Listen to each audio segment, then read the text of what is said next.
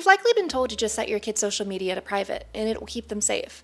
And I wish it were that simple, but it's not. And here's why. Hi, I'm Alicia Kozak. I was the first child abducted by an internet predator, and for over 20 years, I've made it my mission to protect families from the evolving dangers online. From speaking in schools to educating the public through the media, from working with law enforcement into shaping critical legislation, I've dedicated my life to making the digital world safer. And today we need to talk about a big misunderstanding many parents have about their children's online safety, especially when it comes to popular social media platforms like Instagram, TikTok, Snapchat, and others.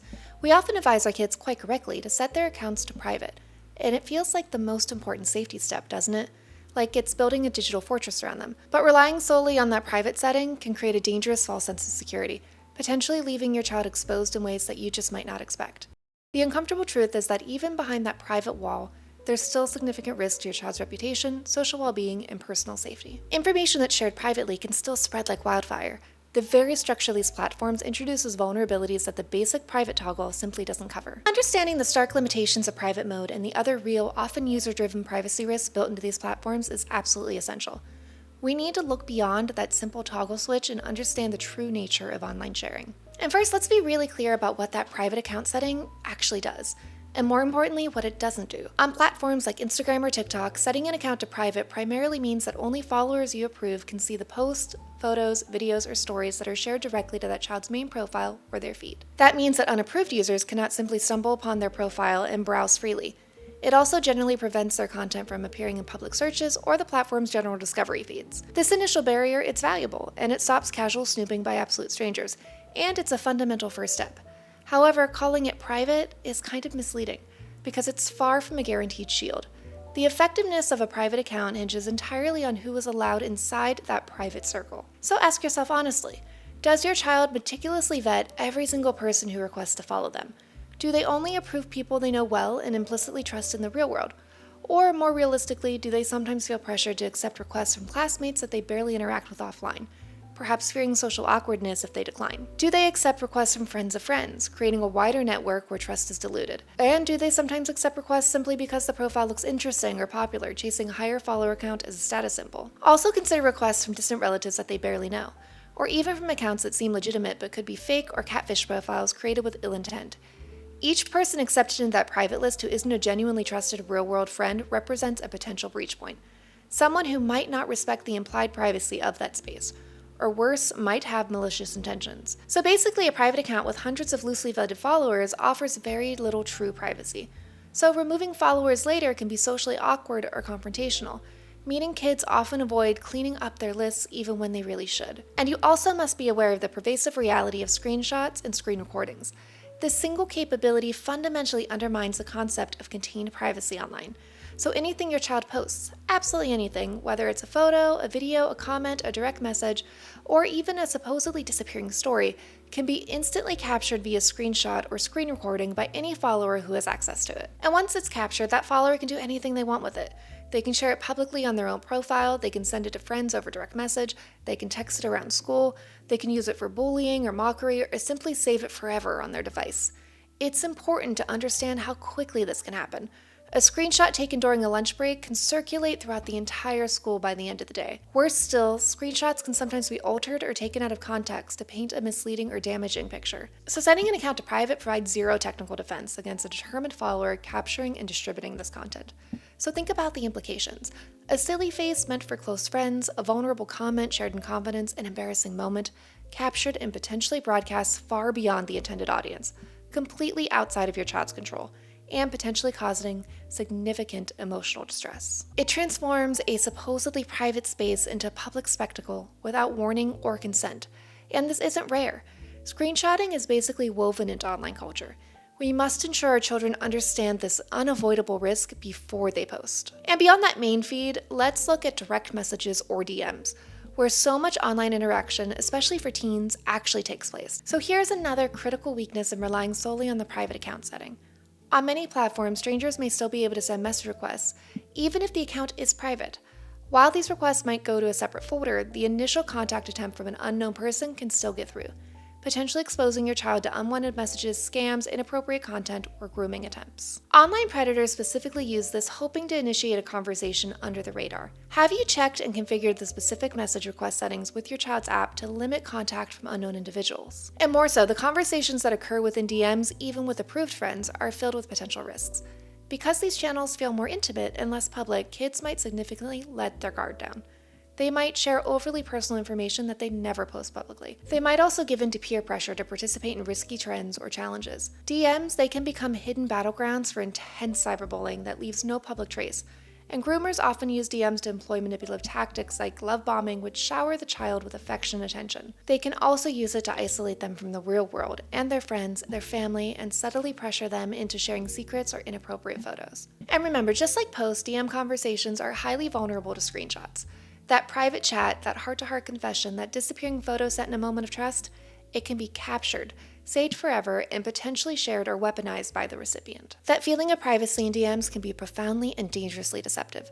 And there's also the risk that if the recipient's account gets hacked, these private DM conversations could be exposed. While our main concern today isn't the platform's internal data handling, it's worth briefly noting that data breaches of these platforms do occur. When hackers successfully breach a social media company's servers, user information, potentially including details associated with accounts, even if private, can be exposed. And this simply adds another layer to the reality that complete online privacy is a guarantee. The combination of easy sharing by followers, intentional or accidental, the pervasive screenshot culture, DM vulnerabilities, and the potential for breaches reinforces the concept of the permanent digital footprint. Content that's shared online, even if it's initially intended for a very small private group, has a really uncomfortable tendency to go far beyond its original context.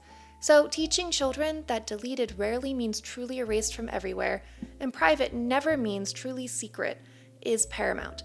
They need to internalize this and understand that any digital communication or post carries the potential to become public knowledge, and it might remain accessible indefinitely, perhaps even surfacing years later. Them understanding this is crucial for them to make responsible choices online, and recognizing that your digital actions today can significantly impact their real-world reputation. It's so important for them to understand this so that they can make responsible choices online, and recognizing that their digital actions today can significantly impact their real-world future.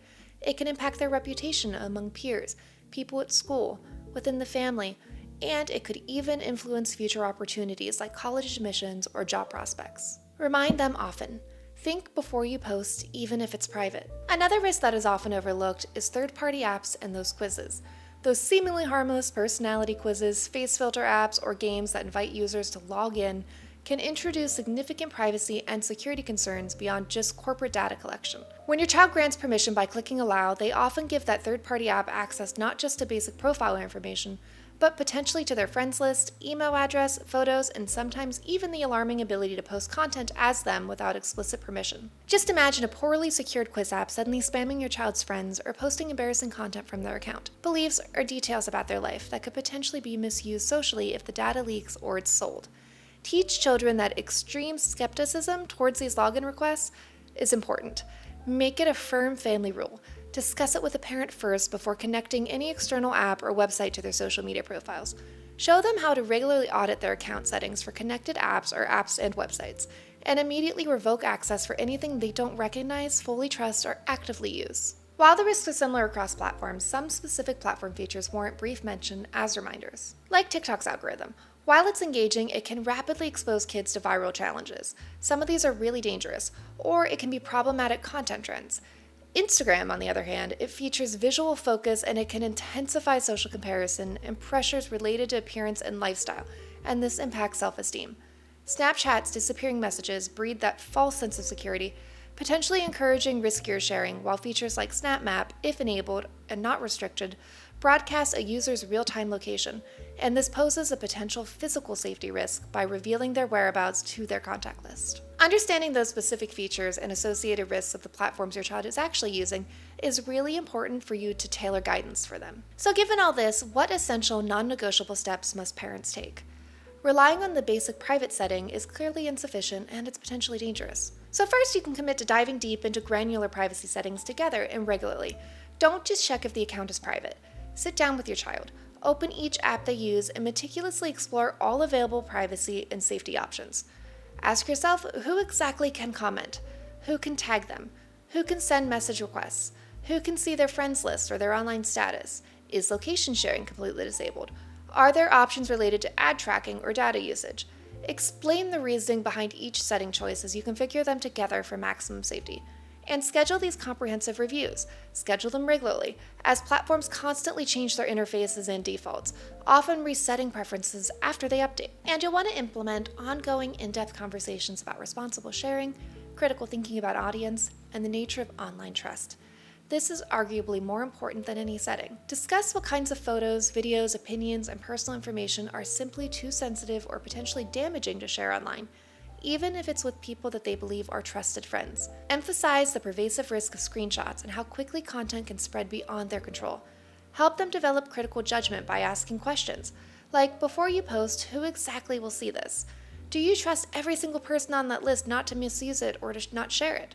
How would you feel if this exact post ended up being showed to your teacher, your coach, or a future employer? Could this be misinterpreted? Asking these questions is so important, and it reinforces the habit of thinking critically before hitting post or send every single time. Place significant emphasis on critically managing follower and friends lists. This is non-negotiable for maintaining any semblance of privacy on a so-called private account. Actively discourage them from adding followers just for status. Insist on a strict policy. Only accept follow requests or friend requests from people that they genuinely know well, like, and trust in the real world. Make reviewing their follower and friend list together a regular practice. Emphasize that a smaller, carefully curated circle of genuine friends offer far greater security and peace of mind than a large list of acquaintances or strangers. Talk with them directly and repeatedly about the permanence of online content. Ensure they internalize that hard truth. Deleted doesn't mean permanently erased, and private doesn't mean truly secret or safe from wider distribution, especially if just one person chooses to share it. This understanding should fundamentally shape their decisions about what they deem acceptable to share online in the first place. And tell them to be cautious regarding third-party apps and quizzes. Make it an ironclad family rule that they must get your explicit permission before connecting any external app or website to their social media accounts, and periodically guide them through auditing and removing unnecessary connected app permissions within their account settings.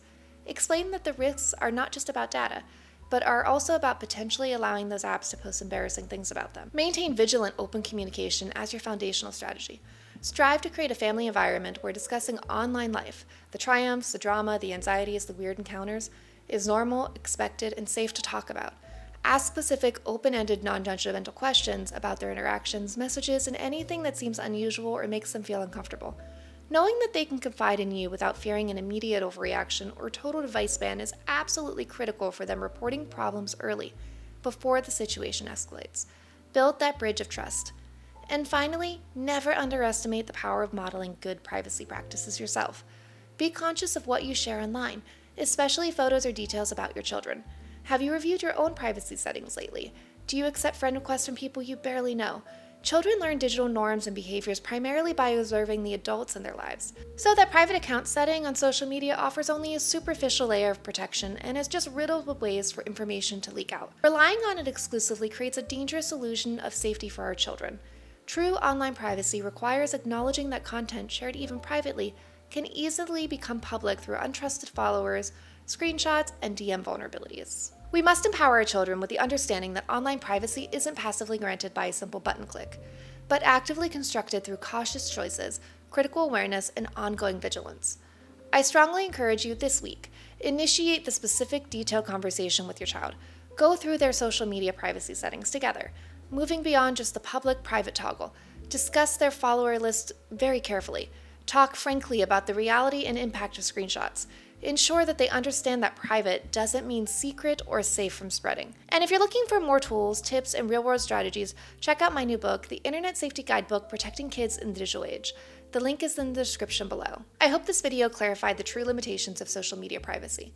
So please give this video a thumbs up and subscribe for more essential digital parenting insights. I'm Alicia Kozak. Stay safe, stay vigilant, and I'll see you in the next video.